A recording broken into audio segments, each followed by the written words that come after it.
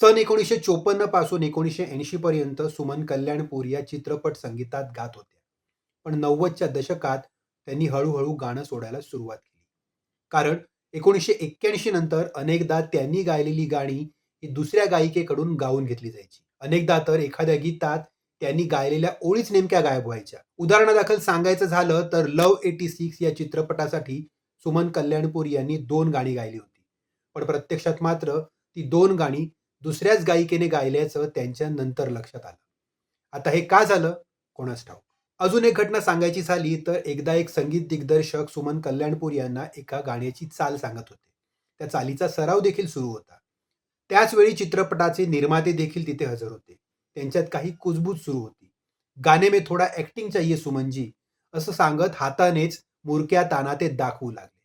अखेर नाईलाजाने तुम्ही दुसऱ्या कोणाकडून तरी हे गाणं गाऊन घ्या असं सांगून सुमन कल्याणपूर स्टुडिओ बाहेर पडल्या. कदाचित याच उत्तराची अपेक्षा त्या संगीतकार आणि निर्मात्यांना असावी.